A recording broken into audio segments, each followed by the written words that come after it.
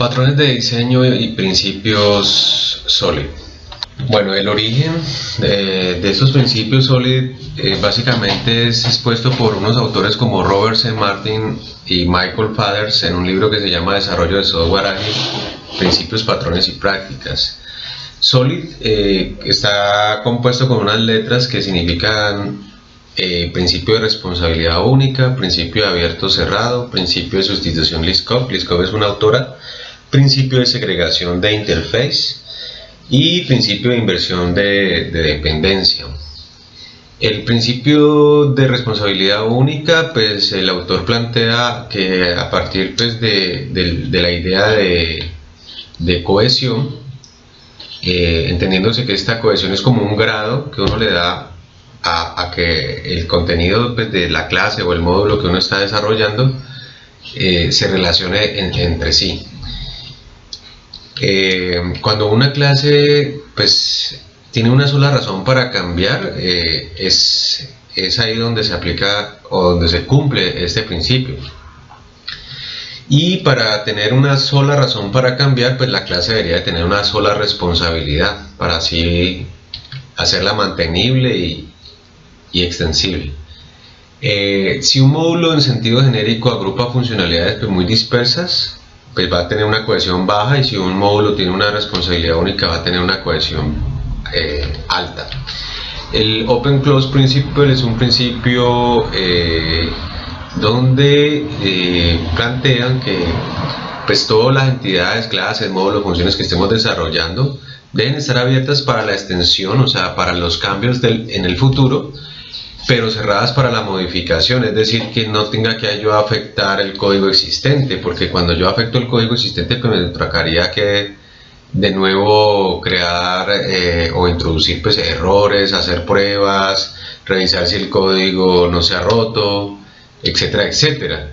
Entonces, un ejemplo básico es como esta clase pintor, donde pues, este ejemplo pues, es lo que no se debería hacer, porque la clase pintor y la clase figura pues es una lógica que se ha planteado para que la clase pintor desarrolle un método que va a recibir por parámetros pues unas figuras, y el método va a recorrer pues todo lo que hay en la clase figura para saber qué subclase le corresponde a lo que recibió por parámetro, para poder implementarlo y poder así pintar o un cuadrado o un círculo. Pero en este caso pues no sería tan extensible, porque cuando yo necesite pintar un triángulo me tocaría que modificar la clase pintor.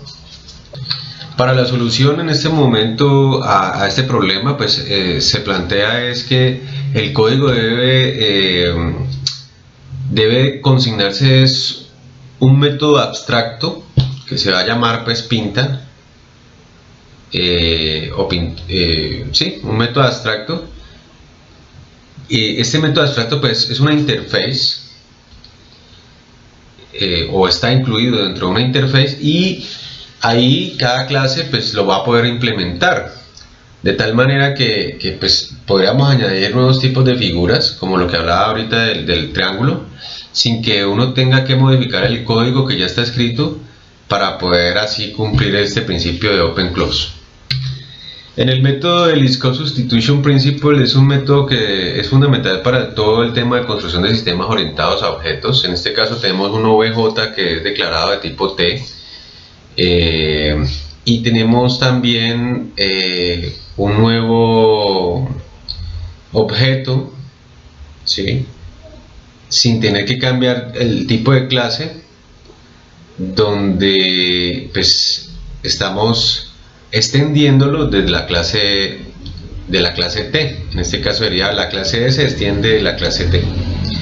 Así que Liskov plantea que todas las propiedades que el programa requiere de los objetos T también deben cumplirse en los objetos S.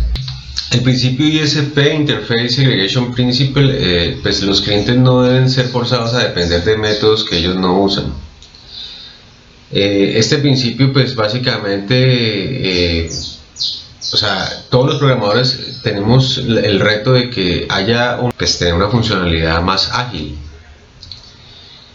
Hay una situación, por ejemplo, este es programa de comunicación donde hay dos métodos incluidos en una clase que se llama comunicador. El primer método pues tiene como tal la capacidad de recibir strings o mensajes, y el otro objects o objetos. Y en el futuro el cliente de nuestro programa pues tiene un requisito de que debe de comunicar usando estos métodos, pero en distintos niveles de encriptación. Entonces los clientes pues siempre deben de tener como depender de esta abstracción. Dependency Inversion Principle. Bueno, Martin argumenta que la forma tradicional es como colocar esas tareas o descomponer las tareas más complejas en subtareas más simples, ¿ya? Y Martin argumenta que el planteamiento es erróneo porque las dependencias deben ser siempre de lo más específico a lo más general. Y pues el autor expresa este principio en dos sentencias, donde él dice que pues, los módulos de alto nivel no deben de depender de los módulos de bajo nivel. Ambos deben de depender de abstracciones, y las abstracciones pues, no deben depender de los detalles. Los detalles deben de depender de las abstracciones. Para este caso, estoy planteando aquí un ejemplo donde pues, se supone que uno está construyendo un programa en 3 capas diferentes, donde la capa de más bajo nivel se encarga pues, de los accesos de ficheros y otros. Y sobre esta capa se implementa otra capa donde están las operaciones básicas que necesita pues nuestra aplicación, y alguna de estas operaciones básicas va a usar algunos accesos de fichero para poder realizar sus operaciones.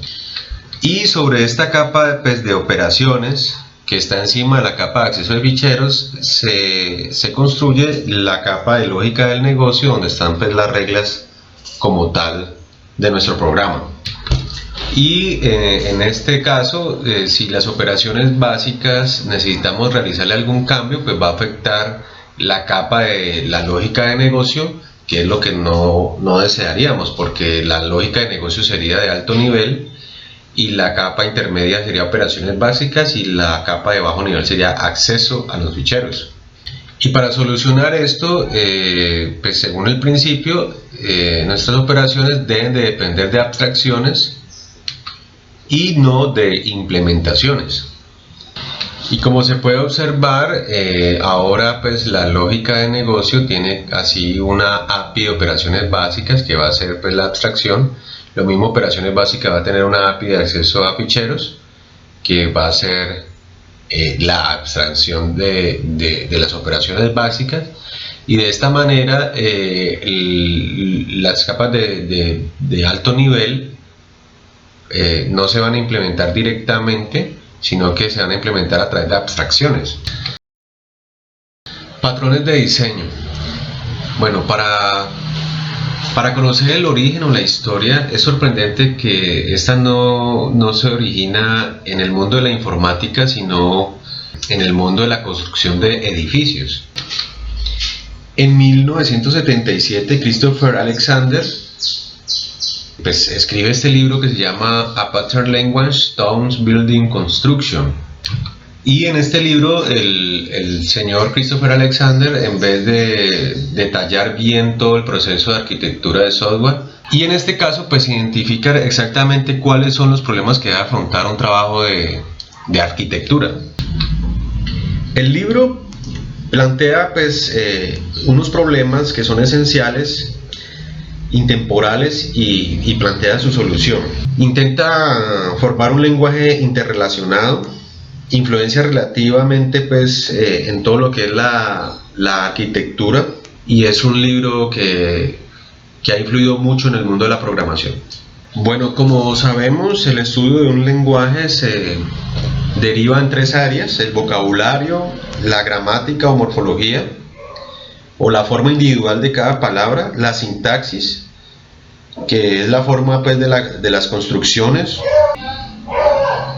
y de esta forma, partiendo de ahí, pues vamos a estudiar los patrones de diseño. En 1987, Ken Beck y Ward Cunningham desarrollan este libro donde imprimen pues toda la aplicabilidad del software basado en la arquitectura de edificios, ¿ya? En 1994 escriben el libro Patrones de diseño, elementos o patrones de diseño orientado a objetos. El libro Patrones de diseño está dividido en tres categorías, las cuales son creación, estructura y comportamiento. Y el libro también plantea un catálogo de 23 soluciones generales que van a ser los patterns. Desarrollando estas soluciones tenemos la información de cómo se crean los objetos, cuál es la estructura de los objetos y qué comportamientos pueden tener estos objetos para estas soluciones generales, que prácticamente son patrones de diseño que se pueden amoldar a cualquier tipo de problema que se pueda presentar y que ya está plenamente identificada en esos patrones. Bueno, este libro indica que los patterns se agrupan en tres categorías: una creacional, estructural y otro de comportamiento, donde las creacionales habrán 5, estructural habrán 7 y comportamiento existirán 11. El primer pattern, Abstract Factory Pattern, es un pattern que nos ayuda en situaciones donde necesitamos crear colecciones de clases, pero que no queremos pues como especificar el tipo completo de la clase que se va a usar, porque esta puede variar de una situación a otra. Es como crear una fábrica de clases. Este patrón nos propone proporcionar una interface para crear familias de objetos relacionadas o dependientes sin especificar su clase completa, diciéndolo pues de otra manera. El siguiente pattern, Builder Pattern, es un pattern que pues, nos permite resolver de forma pues, como muy elegante un problema que habitualmente aparece en Java, y son las limitaciones de crear objetos si usamos pues solamente los constructores o directamente los constructores. Pues este pattern nos propone es que para la construcción de objetos complejos hay que separar el proceso de construcción de su representación. El siguiente método, el Factoring Method Pattern, es un pattern que nos ayuda cuando pues, uno necesita crear objetos con una inicialización más o menos compleja, y donde pues, lo que devuelve o alguno de sus componentes puede variar pues, según el contexto o la situación. O sea, el pattern nos propone definir como una interface para crear un objeto, pero dejar que la subclase de ese tipo decida qué clase en concreta va a instanciar. El Prototype Pattern es un pattern que hace básicamente o sea, un objeto igual a otro. O sea, si estamos hablando como de patrones que ayudan pues a la construcción de objetos en unas situaciones pues complejas, este pattern aplica para eso. O sea, lo que propone es que hay que especificar el tipo de objeto a crear, y usando pues una instancia como prototipo, él creará nuevos objetos copiando pues ese prototipo. Y en conclusión, pues para este tipo de requerimientos, crear objetos casi iguales a otros es lo que hace el patrón pues prototype. Bueno, y por último, el Singlet Pattern es un pattern que lo que propone es que una clase pues tiene una sola instancia y por ende pues proporciona solamente un punto de acceso a ella.